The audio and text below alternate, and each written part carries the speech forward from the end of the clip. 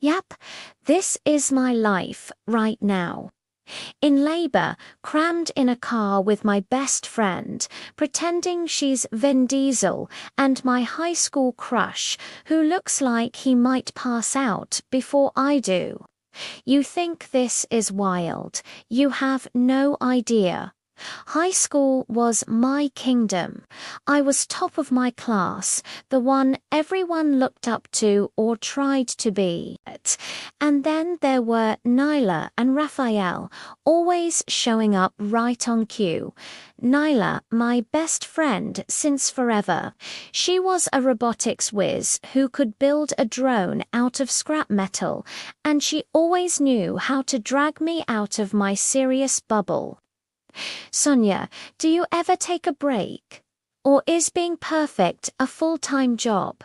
And Raphael, the math genius, all-around nice guy, and yeah, I knew he had a crush on me. But we were all about MIT. You're gonna ace that math test today, right? They were my team. Life was exactly how I wanted it, perfectly balanced and under control. Home, though, that was chaos. I was the only girl, the princess and the pressure point. Sonia Mia, Stella Briante, how was your day? Like always, Abuela, I aced it. All their hopes were on me. I was supposed to be the first in our family to go to college. It was the biggest deal ever for them. This was my world, big, loud, and full of expectations, but they believed in me, so it was all worth it. One day, I was grabbing lunch when I realized I was short on cash. I was just about to put something back when Roger stepped in. Roger, the school's resident bad boy. His mom was the town's mayor, so he was filthy rich, and every girl in school drooled over him. Well, except for me and Nyla. No need. Consider it my good deed for the day. I grabbed my tray, hoping that was the end of it. But Roger wasn't done yet. The next day, he appeared right beside me, acting like we were old friends. Maybe you could return the favor sometime. I'm good, thanks. He found me again, trying to start a conversation. I wasn't interested, but he wouldn't give up. What are you reading? Something you wouldn't be interested in. After gym class, he got more creative. Thought you might need something better than water. I'm fine, thanks. Then a basketball came flying straight toward my face. Roger moved so fast, blocking the ball just inches away. I swear I could smell grilled meat rising from his hand. He smirked. I'm so jealous of that ball for getting to kiss you before I could. Impressive, by the way. Thanks. I honestly didn't think my day could get any worse. But just as I was about to leave, the basketball hoop itself broke and fell, heading straight for my head. Roger shoved me out of the way just in time. Are you all right? He asked, his voice filled with genuine concern. Yes, thank you.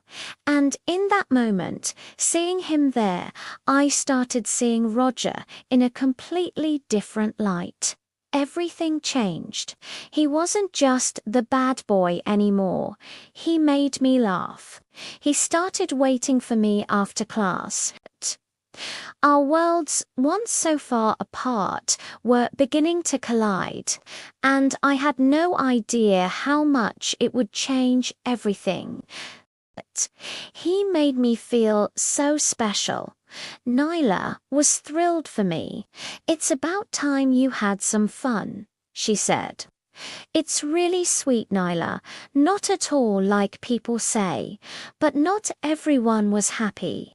My best friend Raphael didn't trust Roger one bit. But honestly, I didn't care. Just be careful, Sonia. It's fine.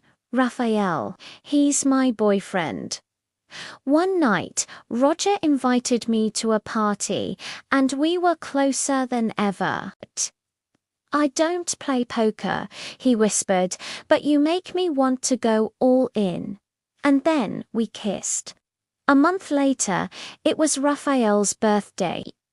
I expected Roger to be there, but he was nowhere in sight. Why isn't Roger here? I asked. It's just a small gathering, Sonia, Raphael replied. He's my boyfriend, Raphael. Come on, Sonia, it's my birthday. Let's just have some fun. I tried to be in the moment, but as they brought out the cake, I started feeling sick. Really sick. Sonia, you okay?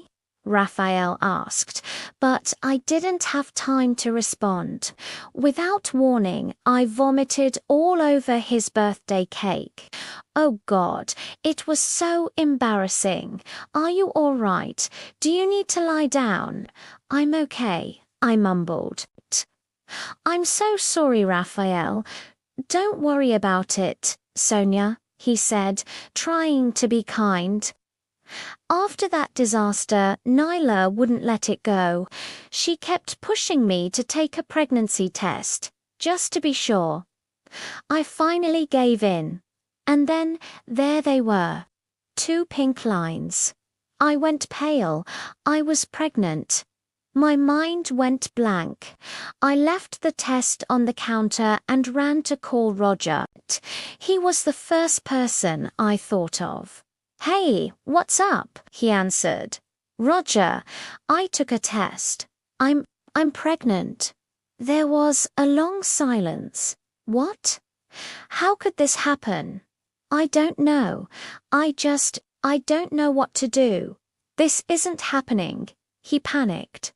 I'm not ready for this. If my mum finds out. Oh God, she's the mayor. The election is coming up. This would cause so much trouble for her. She'd kill me. My mum.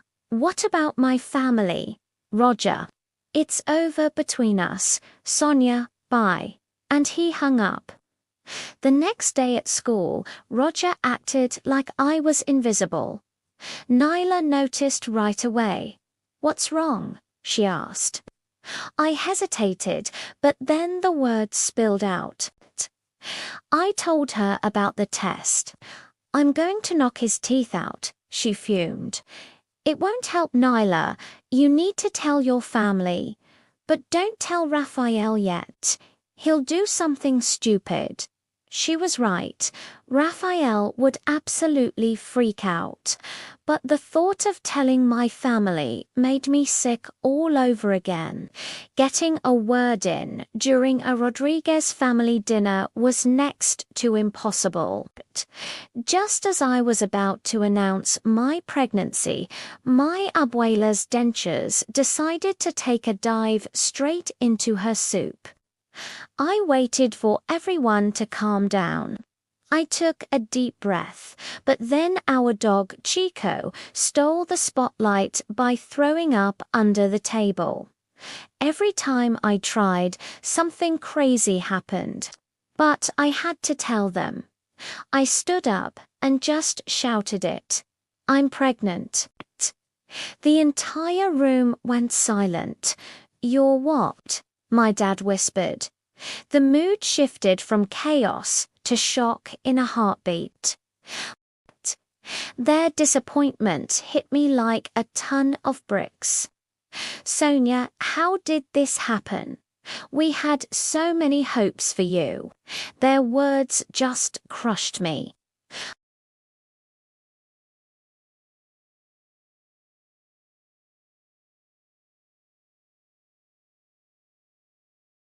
For days, no one said a word to me. I just stayed in my room, feeling completely and utterly alone. My mum finally broke the silence. "You need to go to school, Sonia," but I couldn't face it. I couldn't face school because Roger would be there. Then she softened. "Dear, what you need to focus on right now is your health and your baby. Not worrying about some worthless guy, trust me. Our family will never leave you behind." Her words gave me a sliver of hope. The next day at school, I knew something was wrong the second I walked in. Everyone was staring, whispering. It felt like I had a giant target on my back. Then my friend pulled me aside. "Sonia, have you heard?" "Heard what?" "Roger," he told everyone. "He's been bragging about getting you pregnant." I couldn't believe it.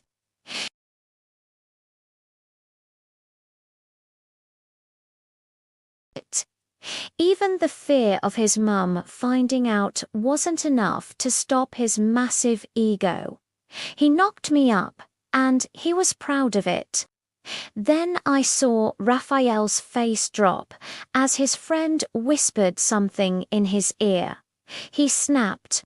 He stormed right over to Roger and shoved him hard, wiping that smirk right off his face.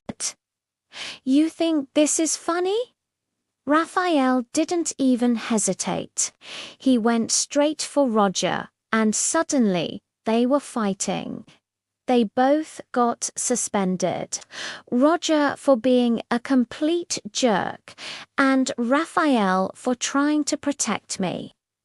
I had hoped things might be better at home, but as soon as I walked in, I knew that was just wishful thinking. "Sonia, your brothers told us what's going on at school." My dad's voice was cold. "You're getting quite the reputation, and not in a good way," I tried to explain.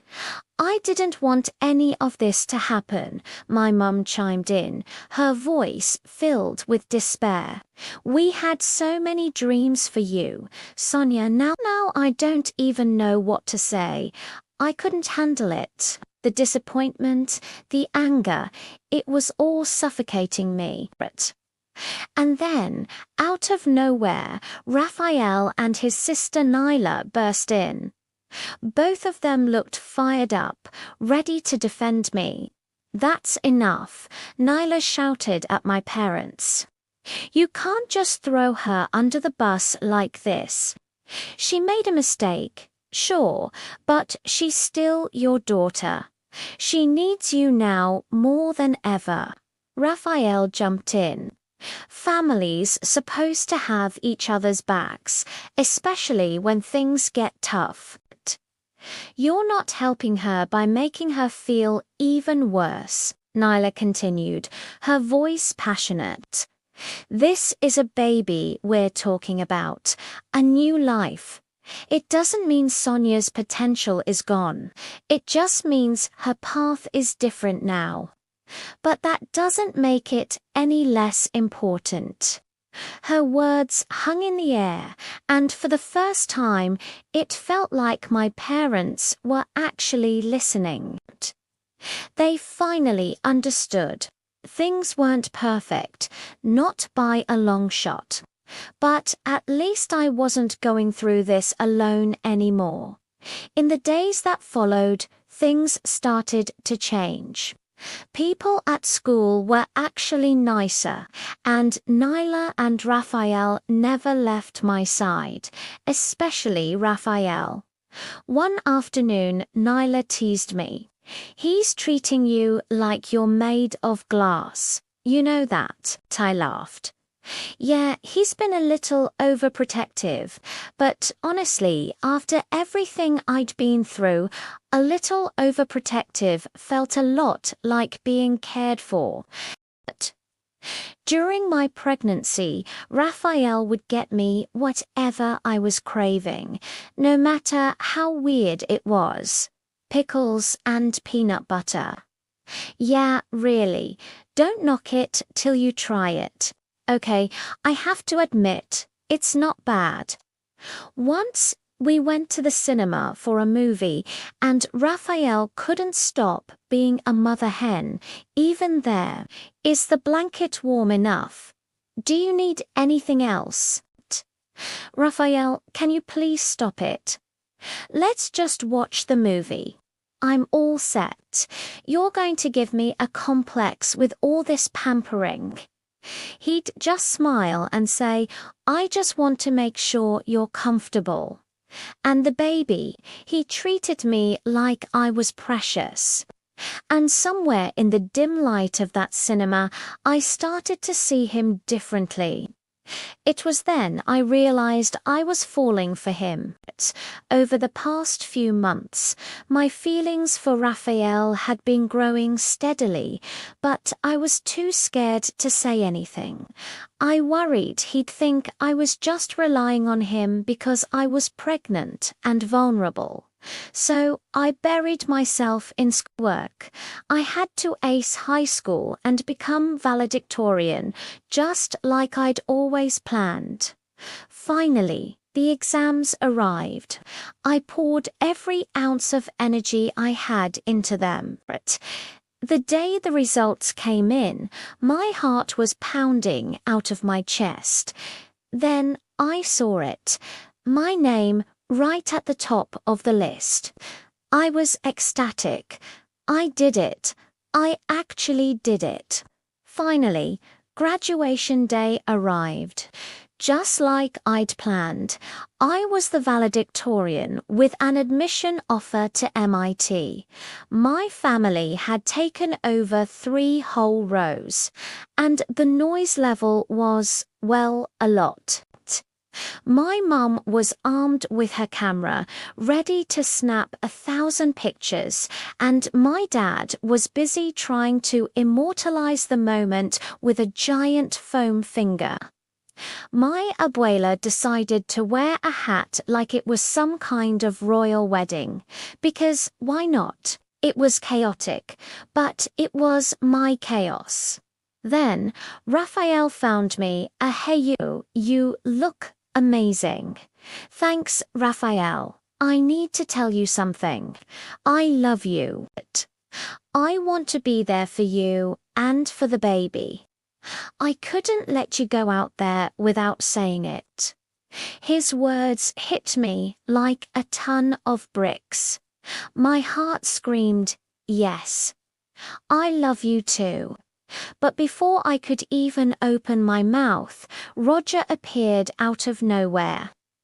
"Sonia, I'm really sorry for everything. I want you back." Are you kidding me? A few months ago, you tossed me aside like I was trash, and now you want to come back. He pleaded, "I treated you badly. I see that now. You're exactly the person I've been looking for." I just laughed.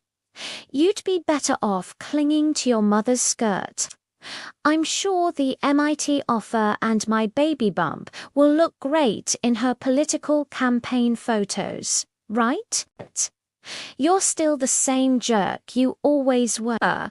And of course, right at that moment, they called my name for the valedictorian speech. I walked onto that stage, nervous as hell, and just started talking from the heart. "Hey everyone, so we made it. We've all been through a lot. Stress, late nights, and some seriously unexpected stuff.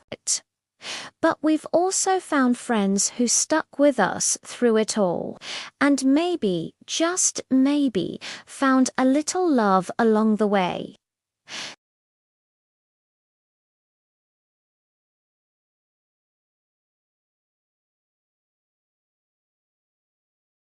And with friends like mine, I knew we could handle anything that came our way. Just as I thought I was ready to settle in for the night, I felt this sudden, sharp pain. It was unmistakable. The baby was coming right now.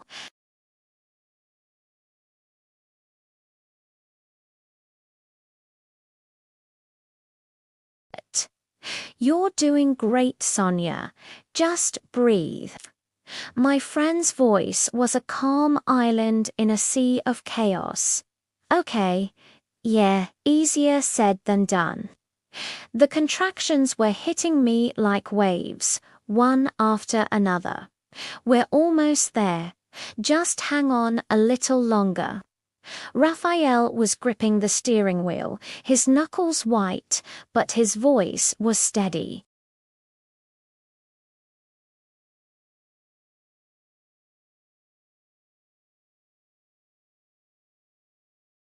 When we finally burst through the hospital doors, it was like my entire family had set up a carnival in the maternity ward.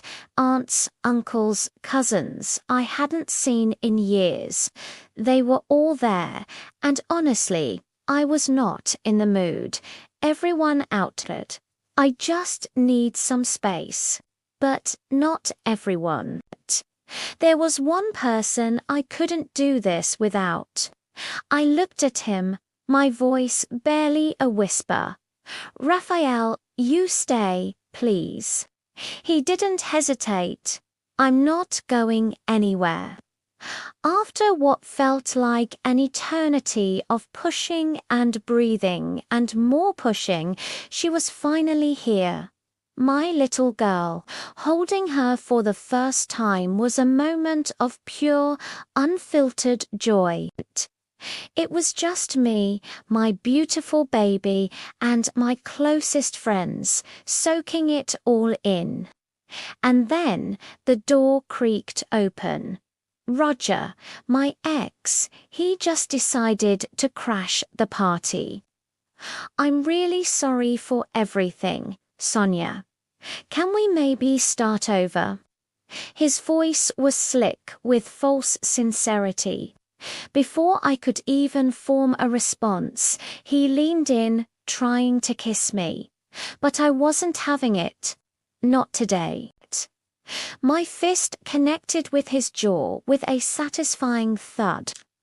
The punch of a lifetime. Get lost. Roger, what the... He stumbled back, clutching his face.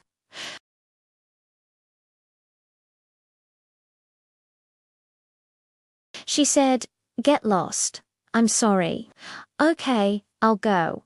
And with that, he scurried out of the room. I'd had enough of Roger's nonsense for one lifetime. I turned back, my heart pounding, ready to focus on what really mattered. My baby.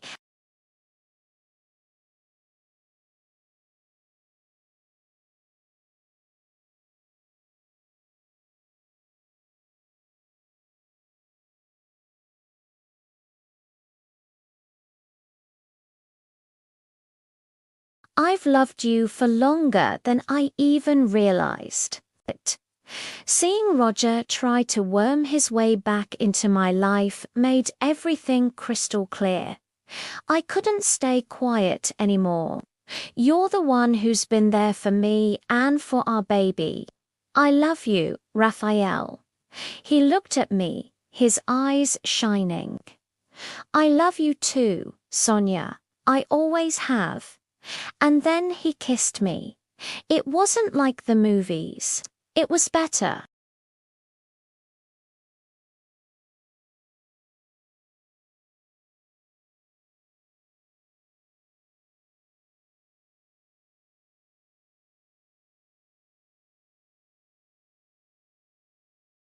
And in that moment, with everyone I love crammed into that tiny hospital room, making way too much noise, I realized this chaotic, crazy bunch is exactly where I'm supposed to be.